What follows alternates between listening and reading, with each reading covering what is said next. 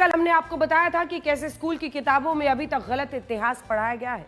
बच्चों के दिमाग में एक साजिश के तहत गलत तथ्य डाले जा रहे हैं या फिर जानबूझकर अधूरा सच बताया जा रहा है। जिन चरित्रों को पूरा इतिहास खून से रंगा हुआ था, उन्हें महानता की प्रतिमूर्ति बताया जा रहा था, जिनके हाथ लाखों लोगों की हत्याओं से सने हुए थे, उनको इतिहास की किताबों में उदार, सहिष्णु, शांति प्रिय और दयालु तक बताया गया था। लेकिन जो गलत इतिहास कई पीढ़ियों को पढ़ाया गया, अब उससे सुधार किया जा रहा है। एनसीईआरटी की कक्षा 8 की सामाजिक विज्ञान की किताब में मुगल शासकों के धार्मिक फैसलों, उनके सांस्कृतिक योगदान और क्रूरता की नई और सही व्याख्या की गई है।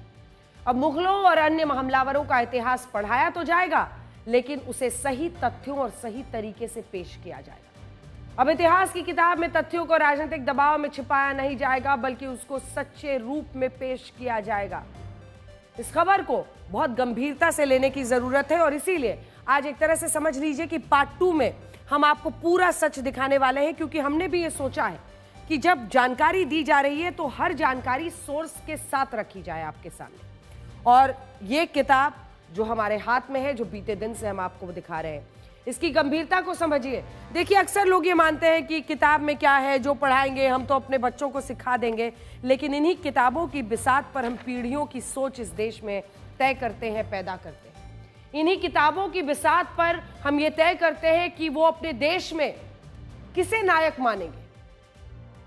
क्या उन आक्रामक मुगल शासकों को जिन्होंने 30-30 हजार लोगों का एक वक्त पर नरसंहार का आदेश दे दिया? देखिए, पिछले कई दशकों से बच्चों के दिमाग में मुगल और तुर्क हमलावरों की महानता की एक झूठी और कपोल कल्पित कहानियां डाली गई। उनकी क्रूरता के किस्से बहुत शातिराना अंदाज में छिपा दिए गए। हम सिर्फ इतना कह रहे हैं कि दोनों चेहरा दिखाइए, पूरा सच सामने आने दीजिए। और जब ये वाला सच सामने आता है जिसमें उनका क्रूर चेहरा दिखता है, तो इस सच को ही विलन मत बना दीजिए। ये सच विलन नहीं है, ये सच सिर्फ आने वाली पीढ़ियों के लिए रोशनी की किरण है। क्योंकि कोई भी समाज, कोई देश अपने इतिहास को गलत समझकर आगे बढ़ ही नहीं सकता। नकाब अगर हटाए जा रहे हैं तो वजह है, झूठ के पर्दे खींचे जा रहे हैं। अकबर, औरंगजेब, बाबर की बर्बरता पर पर्दा उठाने डालने वाले उनकी क्रूरता को नए सांचे में ढालकर उसे मोहब्बत की मिसाल बताने लगे। समाजवादी पार्टी के नेता एसटी हसन का कहना है कि मुगलों के दौर में कोई दंगा नहीं होता। वो ये भी कह रहे हैं कि अगर वास्तव में मुगल चाहते तो एक आदेश निकाल देते और सारे हिंदू मुसलमान बन जाते। सुनिए। सबको मालूम है कि मुगल शासक यहाँ पे सैकड़ों साल उन्होंने शासन किया। उन्होंने प्यार मोहब्बत से शासन करा और कोई भी ऐसा दंगा उस जमाने में नहीं होता था जो आज हो रहे हैं। ये तो हमारी गंगा जमनी तहजीब के हिसाब से चलते थे, लेकिन उस समय कोई संविधान नहीं था, लोकतंत्र नहीं था। बादशाह जो चाहता वो होता। तो बादशाह की जबान संविधान होती थी उस जमाने में। तो बादशाह अगर चाहे तो वो तो ऑर्डर निकाल देता कि सारे हिंदू जो है मुसलमान हो जाओ, लेकिन नहीं किया ऐसा किसी ने। जरा इनकी व्याख्या देखिए। इस बयान के बाद हमें लगा कि एक बार फिर से मुगल और दूसरे मुस्लिम आक्रांताओं का असली इतिहास आपको जरा बताया जाए। आपको ये पता होना चाहिए कि मुगल काल में हिंदुओं का कत्लेआम हुआ, धर्म के नाम पर उनका शोषण हुआ और उनके धर्मस्थल उनकी आंखों के सामने मिट्टी में मिला दिए गए। पूरे उत्तर भारत में अनेकों मंदिर आज भी मौजूद हैं जहां पर उनके अवशेष पड़े हुए हैं, लेकिन वहां पर दूसरे धार्मिक स्थल बना दिए गए। जिन मुगलों ने सैकड़ों हिंदुओं की गर्दन पर तलवार रखकर उन्हें मुसलमान बनने के लिए मजबूर कर दिया था, उनके लिए दंगे करवाना तो बहुत छोटी सी बात थी। दंगे तो तब होते हैं जब किसी क्षेत्र में लगभग समान ताकत हो या समान संख्या बल वाले दो समुदाय एक दूसरे से टकराते हैं। लेकिन उस दौर में तो ऐसी स्थिति ही नहीं थी। वहां एक वर्ग शासक था और दूसरा शोषित था, एक अत्याचार करने वाला था और दूसरा अत्याचार झेलने वाला था। और ऐसी स्थिति में होने वाला संघर्ष दंगा नहीं, कत्लेआम कहलाता है। उदाहरण के लिए कश्मीर में हिंदू मुस्लिम दंगे नहीं हुए, बल्कि हिंदुओं का कत्लेआम हुआ। तो ये कहना कि मुगल काल में ये दंगे नहीं हुए, ये तथ्यों को बड़ी चालाकी से घुमाने की एक साजिश भर है। वास्तव में उस दौर में हिंदू किसी तरह अपनी जान, अपने धर्म, अपने ईमान की रक्षा कर रहे थे। अपने धर्मस्थलों को बचा रहे थे। वो धर्म के नाम किसी और पर अत्याचार नहीं कर रहे थे, बल्कि धर्म के नाम पर अत्याचार झेल रहे थे। वो लोग कत्लेआम के दौर में दंगे कैसे कर सकते थे? हिंदुओं की इसी सोच को लेकर पूर्व प्रधानमंत्री अटल बिहारी वाजपेयी ने एक बार लिखा था, गोपाल राम के नामों पर कब मैंने अत्याचार किया, कब दुनिया को हिंदू करने घर घर में नरसंहार किया।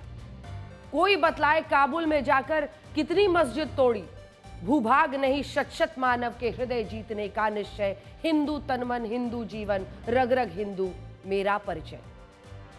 और अब एससी हसन को यह कहना कि मुगल चाहते तो एक आदेश निकाल देते और उनका एक आदेश ही शासन होता था, सारे हिंदू मुसलमान बन जाते, तो ये तर्क भी लोगों को बरगलाने की सिर्फ एक कोशिश है। इस तरह के बयान दोनों तरफ वालों को अपने इतिहासकारों से पूछना चाहिए कि मुगलों ने गैर मुस्लिमों पर जजिया कर क्यों लगाया। सच यह है कि यह जजिया कर जो नहीं चुका पाता था उसके लिए दो ही विकल्प छोड़े जाते थे, पहला मुसलमान बन जाना और दूसरा मृत्यु को गले लगाना। क्या छत्रपति संभाजी महाराज पर मुसलमान बनने का दबाव नहीं डाला गया था? क्या यह किसी की कल्पना है? क्या यह जानबूझकर किसी को विलेनाइज किया जा रहा है? क्या मुसलमान बनाने के लिए उन पर अत्याचार नहीं किए गए थे? क्या गुरु तेग बहादुर की हत्या इसलिए नहीं हुई कि उन्होंने अपना धर्म छोड़ने से इनकार कर दिया था? क्या गुरु गोविंद सिंह के साहिबजादों को इसलिए दीवार में नहीं चुनवाया गया क्योंकि उन्होंने मुसलमान बनने से इनकार कर दिया था? सोचिए, इतने अत्याचारों के बाद भी कुछ लोग कहते हैं कि मुगलों ने मोहब्बत से शासन किया। उनके शासन काल में दंगे नहीं हुए, उन्होंने मंदिर नहीं तुड़वाए बल्कि निर्माण करवाया, हाथ में गुलाब लेकर उसकी खुशबू फैलाई। वास्तव में उन्होंने मोहब्बत से नहीं क्रूरता से शासन किया। उनके शासनकाल में दंगे नहीं कत्लेआम हुए। मंदिर तुड़वाना एक ऐसी सच्चाई है जो आज भी खुली आंखों से नजर आती है, फिर चाहे अयोध्या हो, काशी हो या हो मथुरा।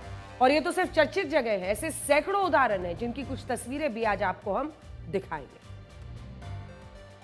जो कहते हैं उन्होंने तो इमारतें बनाई, शायद कह रहे हैं मंदिर भी बनाए, तो क्या बाबरी मस्जिद जब बना था श्री राम जन्मभूमि के स्थल पर, तो वो क्या मुगल शासन काल का एक प्यार मोहब्बत का तोहफा था? क्या औरंगजेब आपका आदर्श है?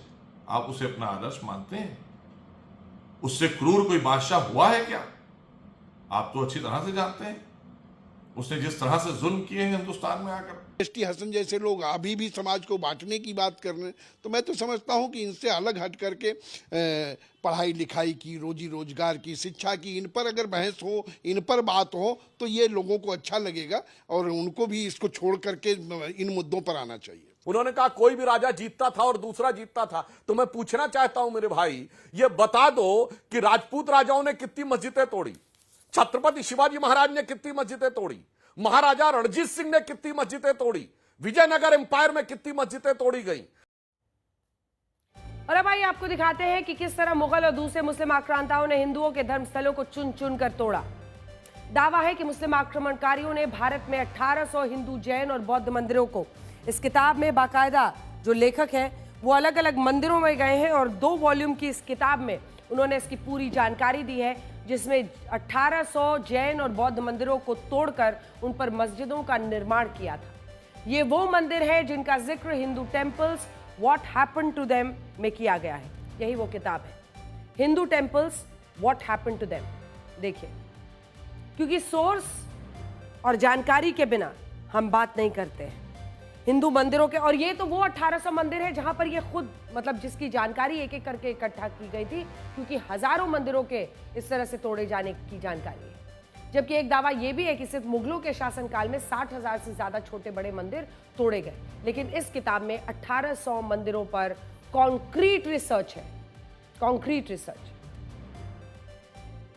आज उत्तर प्रदेश में 299, राजस्थान में 170, महाराष्ट्र में 143, मध्य प्रदेश में 151, कर्नाटक में 192, हरियाणा में 77, गुजरात में 170, दिल्ली में 72 और बिहार में 77 स्थान ऐसे हैं जहां मस्जिद और दूसरे इस्लामिक ढांचों को लेकर विवाद है और दावा है कि इनका निर्माण मंदिरों को तोड़कर या उनके अवशेषों से हुआ। औरंगजेब की मृत्यु के बाद वर्ष 1707 से 1710 के बीच एक पुस्तक लिखी गई जिसका नाम है मासरे आलमगीरी। अब हम आपको इसी की के कुछ हिस्से दिखाना चाहते हैं। ये देखिए, ये तो बाबरनामा है और ये आर्कियोलॉजिकल सर्वे ऑफ इंडिया का मासरे आलमगीरी मेरे हाथ में आ गया। क्योंकि फैक्ट्स पर बात हो रही है तो ये औरंगजेब के बाद की, देखिए ये मासरे आलमगीरी आपको इस वक्त दिखाई दे रहा होगा। तो एक बार फिर से आपको बताते हैं, औरंगजेब की मृत्यु के बाद वर्ष 1707 से 1710 के बीच एक पुस्तक लिखी गई जिसका नाम है मासरे आलमगीरी। और इस पुस्तक में लिखा है कि औरंगजेब ने जोधपुर में तोड़ी गई। ये शायद आपने पहले नहीं सुना होगा, लेकिन इसी मासरे आलमगीरी से हम जो हिस्सा आज निकाल कर लाए हैं वो आपको आज दिखाना चाहते हैं लाइव टीवी पर। क्योंकि औरंगजेब ने जोधपुर में तोड़ी गई हिंदू देवी देवताओं की प्रतिमाओं के मलबे को दिल्ली की जामा मस्जिद की सीढ़ियों के नीचे दफन करा दिया था। ये हिस्सा देखिए, इसमें लिखा गया है, ये वाला हिस्सा जूम इन कीजिए तो आपको दिखेगा। Ordered that the idols which were mostly jewelled golden silvery bronze copper और stone should be cast in the yard of the court and under the steps, यानी सीढ़ियों के नीचे जामा मस्जिद में, Jama mosque, to be trodden on. Trodden मतलब उस पर लोग चले, अपना पैर रखें। ये तो मासरे आलमगीरी में लिखा हुआ है साहब। मासरे आलमगीरी उन्हीं की रिकॉर्डेड हिस्ट्री है, जब वो खुद ही बखान कर रहे हैं कि हमने जो मंदिरों की मूर्तियां थी, जो पत्थर जोधपुर से तोड़कर लाए गए थे, उन सबको हमने सीढ़ियों में डलवा दिया था ताकि उसके ऊपर हम चल सके। औरंगजेब चाहता था कि जब मुसलमान दिल्ली की जामा मस्जिद में नमाज पढ़ने के लिए आए तो उनके कदम सबसे पहले उन सीढ़ियों पर पड़े जिनके नीचे हिंदू देवी देवताओं की प्रतिमा और मंदिरों का मलबा था। और ये बात एक साथ, हालांकि आपको एक बार फिर से हम बता दें कि जो सीढ़ियां आप इस वक्त देख रहे हैं इसका इनसे कोई लेना देना नहीं है। दिल्ली की जामा मस्जिद की ये सीढ़ियां वो प्रमाण नहीं है जिसकी बात अभी हो रही है। ये जो जामा मस्जिद की आप सीढ़ियां देख रहे हैं, या तो उन्हें हटा दिया गया है या फिर वो कहीं और है, लेकिन मासरे आलमगीरी में जो रिकॉर्डेड है वो हम आपको दिखा रहे हैं। ये बात 314 साल पुरानी पुस्तक में लिखी है और ये उन्हीं के वक्त पर डाली गई है। हम एक बार फिर से आपके सामने कोट करना चाहते हैं, क्योंकि ये जो मासरे आलमगीरी है इसमें देखिए लिखा भी है औरंगजेब के बारे में, 1638 से लेकर 1707 तक, ये वाला हिस्सा देखिए। और उसके बाद से जब आप पन्ना पलटते हैं और पहुंचते हैं पन्ना नंबर 109 पर, 109, तब उसकी ये 4 लाइनें देखिए जिसमें ये रिकॉर्डेड है कि जोधपुर से जो मूर्तियां और पत्थर तोड़ के लाए गए थे उनको ऑर्डर दिया गया कि उनको या तो पूरा जो आंगन है यार्ड में डाला जाए या फिर सीढ़ियों पर, ताकि उस पर लोग चलकर आगे बढ़े। और इसमें जामा मॉस्क का कोट भी डाला गया है। तो ये 314 साल पुरानी पुस्तक में लिखी हुई बात है जो हम आपको फैक्ट्स के साथ बता रहे हैं। इसी मासरे आलमगीरी पुस्तक में यह भी दावा किया गया है कि औरंगजेब के आदेश पर ही काशी विश्वनाथ मंदिर तोड़ा गया, जहां ज्ञान वापी को लेकर आज तक विवाद कायम है। इसलिए मासरे आलमगीरी में सबको जानकारी दी गई है। जामा मस्जिद के विवाद को शायद भूले नहीं होंगे आप, ये विवाद भी मंदिरों को तोड़ने वाली उसी मुगलिया सोच का परिणाम है। बाबर की आत्मकथा बाबरनामा, अब बाबरनामा के कुछ पन्ने निकालते हैं और आपको दिखाते हैं। बाबरनामा, जिसके पेज नंबर 687 पर लिखा है कि मीर हिंदू बेग ने बाबर के आदेश पर संभल में हिंदू मंदिर को तोड़कर उस पर मस्जिद का निर्माण किया। अब ये मस्जिद का जो निर्माण किया, क्यों किया? संभल में ही, ये देखिए हमने इसीलिए हाईलाइट किया है, संभल में मंदिर को तोड़कर वहां पर मस्जिद बनाई गई। ये बाबर आलम में खुद ही उनके हिस्टोरियंस ने डाला है, उस वक्त जो इतिहास लिखते थे। और उसी के बाद वजह क्या थी कि संभल में ये करना है, क्योंकि इससे पहले अगर आप देखिए तो जानकारी ये दी गई थी, ये देखिए कि यहां पर विष्णु, भगवान विष्णु के 10वें अवतार यहां पर आएंगे हरि मंदिर में, और इसीलिए यहां पर मस्जिद बनाना जरूरी है बाबर के ऑर्डर से।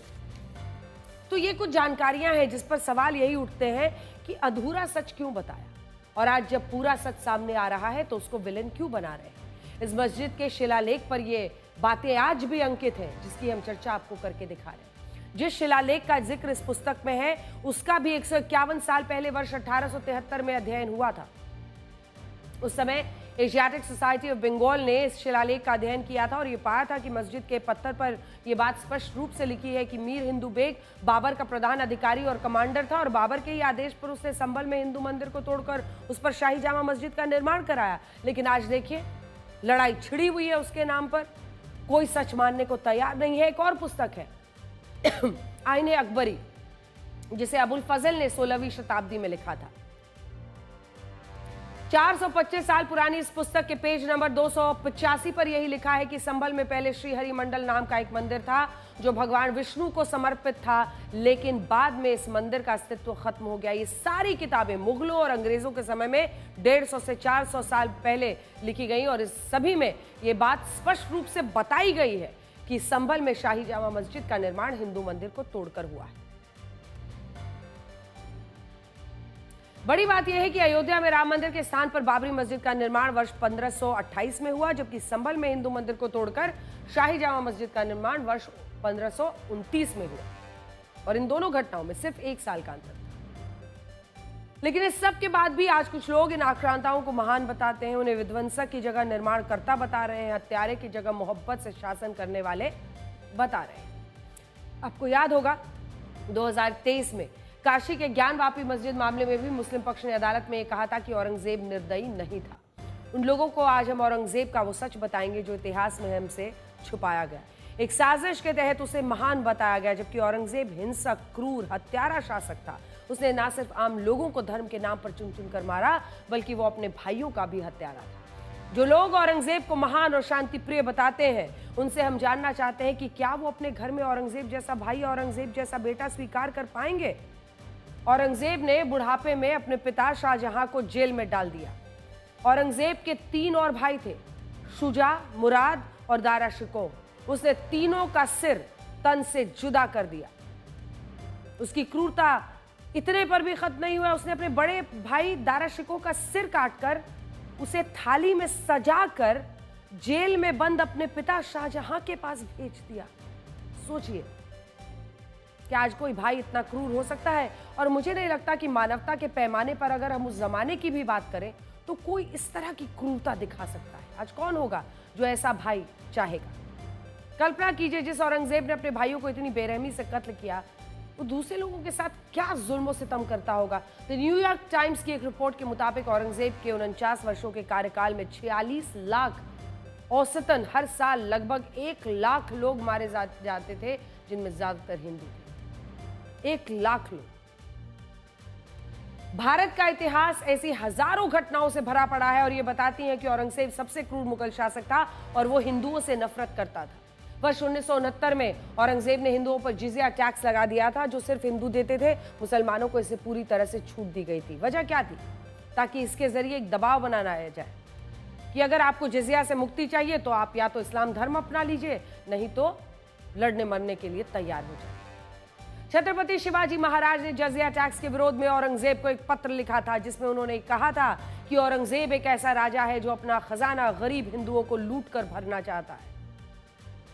छत्रपति संभाजी महाराज छत्रपति शिवाजी महाराज के पुत्र थे और उन्होंने अपने अंतिम क्षणों में छत्रपति संभाजी महाराज से कहा कि उन्हें औरंगजेब से सावधान रहना होगा और बाद में यही हुआ। औरंगजेब ने छल और धोखे से छत्रपति संभाजी महाराज को बंदी बनाया, उन पर इस्लाम धर्म को अपनाने के लिए दबाव बनाया, उन्हें 40 दिनों तक भयंकर यातनाएं दी, गर्म लोहे से उनकी आंखों को बाहर निकाल दिया, गर्म चिमटों से उनके शरीर की खाल को उधेड़ दिया, उनके नाखूनों को उखाड़ा गया, धीरे धीरे उनके हाथों पैरों को काटा गया, उनका अपमान करने के लिए उन्हें जंजीरों में बांधकर उनका जुलूस निकाला गया और उन्हें यह कहा कि अगर छत्रपति संभाजी महाराज इस्लाम धर्म को अपना लेंगे तो औरंगजेब उनकी जान बख्श देगा। लेकिन छत्रपति संभाजी महाराज ने कहा कि वो मर जाएंगे लेकिन औरंगजेब के सामने झुकेंगे नहीं, और इसी के बाद औरंगजेब ने छत्रपति संभाजी महाराज की हत्या करा दी।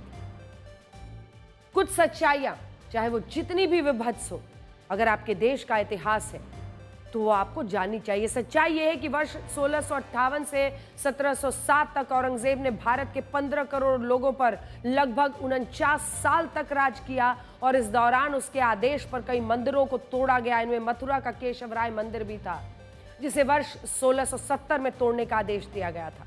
इसके अलावा औरंगजेब ने अपने कार्यकाल में गुजरात के सोमनाथ मंदिर को भी 2 बार तोड़ने का आदेश दिया।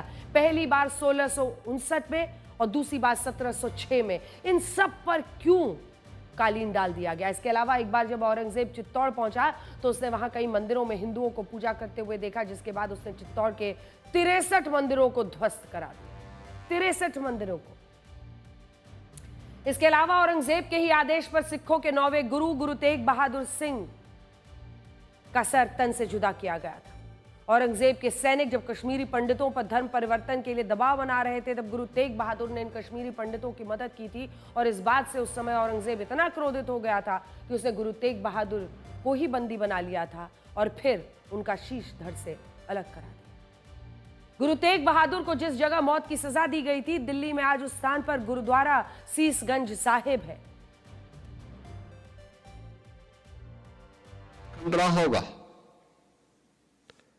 जब उस समय औरंगजेब जैसा क्रूर और बर्बर शासक रहा हो और उस समय सनातन धर्म पर हो रहे हमलों को ध्यान में रख करके एक जगह नहीं, हर जगह से अत्याचार के समाचार आते थे। औरंगजेब ने तो एक संदेश ही, एक इस प्रकार का एक उसका उद्देश्य ही था, किसी प्रकार से तिलक और जनेऊ को समाप्त करके सनातन धर्म को हमेशा के लिए समाप्त करो। इस्लामीकरण के जिस बड़े अभियान को लेकर के आगे बढ़ा था, उसमें सबसे पहले चुनौती उसको किसी ने दी थी? गुरु तेग बहादुर जी महाराज ने दी।